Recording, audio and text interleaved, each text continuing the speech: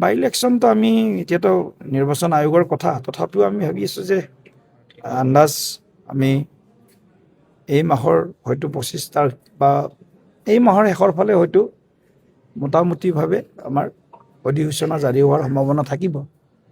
আৰু লগে লগে আমি আমাৰ প্ৰাৰ্থী আহিছে, কিছু প্ৰাৰ্থীৰ নাম আহিছে, গতিকে উপযুক্ত জিকিব পৰা অলপ বেছি জনপ্ৰিয় তেনেকুৱা ধৰণৰ ব্যক্তিক আমি সদায় প্ৰাৰ্থিত্ব প্ৰদান কৰোঁ। গতিকে এইবাৰো তেনেধৰণৰ বাই ইলেকশ্যনটো আমাৰ কাৰণে কঠিন আছে, চেলেঞ্জিং আছে, কিন্তু তথাপিও আমি জিকাৰ কাৰণে নিৰ্বাচন খেলিম নগাঁও বাই ইলেকশ্যন। নাই, এতিয়া কোনে প্ৰাৰ্থী দিয়ে সেইটো তেওঁলোকৰ নিজৰ দলৰ কথা, কিন্তু বিজেপি দলে মই ক'লোৱে যে আমি জিকিবৰ কাৰণে ইলেকশ্যন খেলিম, যদিও কঠিন।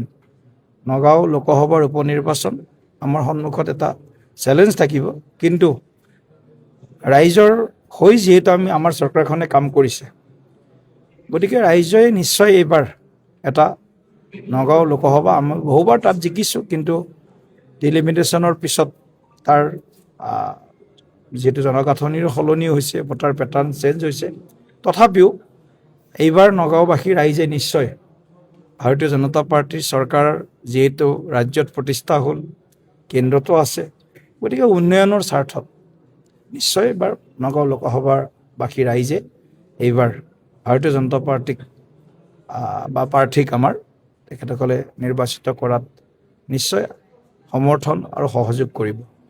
এগৰাকী প্ৰশাসনিক বিষয়াৰ নাম ওলাই আছে, যিহেতু তেওঁ যোগাযোগ কৰিছে নেকি আপোনালোকৰ সৈতে?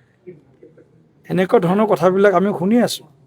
এতিয়া তোলা শ্ৰেণীত উঠিবৰ কাৰণে কিছুমান পেৰামিটাৰ্ছ থাকে কেণ্ডিডেট হ'বৰ কাৰণে, আৰু সেই পেৰামিটাৰ যদি সেই দক্ষতাখিনি যদি আমি বিবেচনা কৰাৰ পিছত চব ঠিকে ঠাকে থাকে, নিশ্চয় যিকোনো প্ৰাৰ্থী হ'ব পাৰে।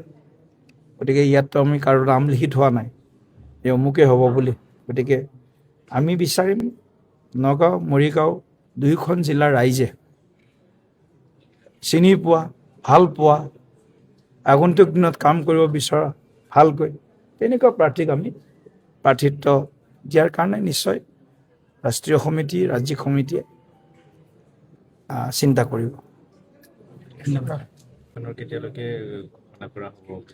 বাই ইলেকশ্যনটো আমি এতিয়াতো নিৰ্বাচন আয়োগৰ কথা, তথাপিও আমি ভাবি আছোঁ যে আন্দাজ আমি এই মাহৰ হয়তো 25 তাৰিখ বা এই মাহৰ শেষৰ ফালে হয়তো মোটামুটিভাৱে আমাৰ অধিসূচনা জাৰি হোৱাৰ সম্ভাৱনা থাকিব। আৰু লগে লগে আমি আমাৰ প্ৰাৰ্থী আহিছে, কিছু প্ৰাৰ্থীৰ নাম আহিছে, গতিকে উপযুক্ত জিকিব পৰা অলপ বেছি জনপ্ৰিয় তেনেকুৱা ধৰণৰ ব্যক্তিক আমি সদায় প্ৰাৰ্থিত্ব প্ৰদান কৰোঁ। গতিকে এইবাৰো তেনেধৰণৰ বাই ইলেকশ্যনটো আমাৰ কাৰণে কঠিন আছে, চেলেঞ্জিং আছে, কিন্তু তথাপিও আমি জিকাৰ কাৰণে নিৰ্বাচন খেলিম নগাঁও বাই ইলেকশ্যন। নাই, এতিয়া কোনে প্ৰাৰ্থী দিয়ে সেইটো তেওঁলোকৰ নিজৰ দলৰ কথা, কিন্তু বিজেপি দলে মই ক'লোৱে যে আমি জিকিবৰ কাৰণে ইলেকশ্যন খেলিম, যদিও কঠিন।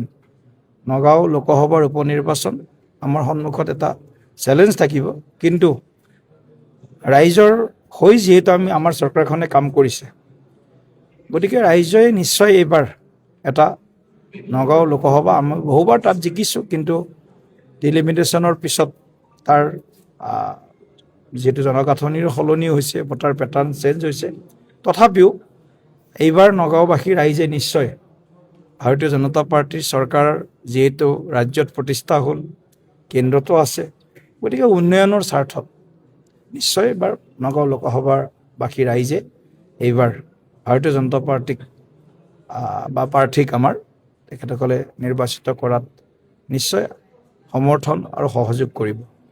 এগৰাকী প্ৰশাসনিক বিষয়াৰ নাম ওলাই আছে, যিহেতু তেওঁ যোগাযোগ কৰিছে নেকি আপোনালোকৰ সৈতে? এনেকুৱা ধৰণৰ কথাবিলাক আমি শুনি আছোঁ। এতিয়া তোলা শ্ৰেণীত উঠিবৰ কাৰণে কিছুমান পেৰামিটাৰ্ছ থাকে কেণ্ডিডেট হ'বৰ কাৰণে, আৰু সেই পেৰামিটাৰ যদি সেই দক্ষতাখিনি যদি আমি বিবেচনা কৰাৰ পিছত চব ঠিকে ঠাকে থাকে, নিশ্চয় যিকোনো প্ৰাৰ্থী হ'ব পাৰে।